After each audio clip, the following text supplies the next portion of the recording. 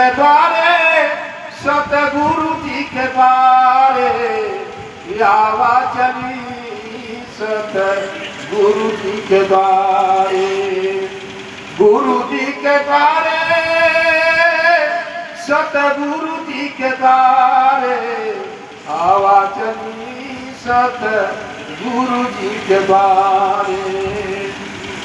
तो गुरु जी मिली है ते ज्ञान बताई है हो ज्ञान बताई है गुरु जी मिली है ते ज्ञान बताई है ज्ञान बताई है। और जन्म जुगन की होय भली सतगुरु जी के द्वारे आवा चली सतगुरु जी के द्वारे गुरु जी के द्वारे सतगुरु जी के द्वारे आवा चली सतगुरु जी के द्वारे। तो उड़ी चला हंसा हो मानस सरोवर उड़ी चला हंसा हो। जिस समय हम सत्संग में ज्ञान चर्चा में बैठते हैं तो कहा उस समय तुम्हारी स्थिति एक हंस के रूप में हो जाती है। तुम्हारे जीवन की जो सतोगुण वृत्ति है अपने आप में वह एक तरह से अपना काम करने लगती है। तो कहा उस समय तुम हंस के रूप में होते हो। तो कह रहे हैं अरे उड़ी चला हंसा हो मान सरोवर और फूलवा फुलाए जहाँ कुसुम कली सतगुरु जी के द्वारे आवा चली सतगुरु जी के द्वारे। कहा कि समय को चूक जाता था फिर आगे कौन सी स्थिति आती है। तो कह रहे हैं ये जो अवसर है हो सकता तुम्हें न मिल पाए।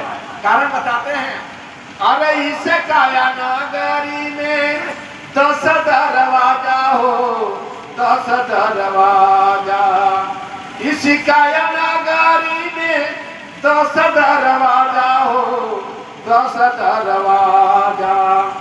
और हंसा निकारी गयो कौन गली सतगुरु जी के द्वारे आवा चली सतगुरु जी के द्वारे। तो धर्म दास है अरजी कर बिनवे हो अरजी कर बिनवे धर्म दास है अरजी कर बिनवे अरजी कर बिनवे। आज भजनिया खूब बनी सतगुरु जी के द्वारे आवा चली सतगुरु जी के द्वारे आवा चली सतगुरु जी के द्वारे। तो संत ने यह भाव और संदेश दिया। यह काया नगरी में 10 दरवाजा जहाँ नाव खुला हुआ है एक इमरजेंसी बंद है। तो कहा किस समय किसका कहा जीवन का इतिश्री हो जाए इसको कहीं कुछ भी नहीं कहा जा सकता है। एक रोचक दृश्य शायद आज के प्रसंग में कह देना अच्छा होगा। जिस समय मैं बनारस में अध्ययन कर रहा था तो उस विश्वविद्यालय के प्रोफेसर ने कहा कि हरिशरण जी अभिलाष साहब का नाम मैं बहुत सुना हूँ, एक बार उनका दर्शन करा देते तो अच्छा होता, नहीं तो आपके शब्दों के अनुसार कब उनकी शरीर छूट जाए फिर दर्शन नहीं हो पाएगा। तो हमने कहा कि ठीक है गुरु जी आप समय निकालिए चलता हूँ। पता चला कि एक सप्ताह के अंतर्गत वही चले गए। तो इस बात को मैं श्रद्धे सदगुरु श्री अभिलाष साहब से चर्चा किया तो हंसने लगे। कहे कि देखो इस जीवन का कड़ी किसका कहाँ विराम मिल है कुछ कहा नहीं जा सकता है।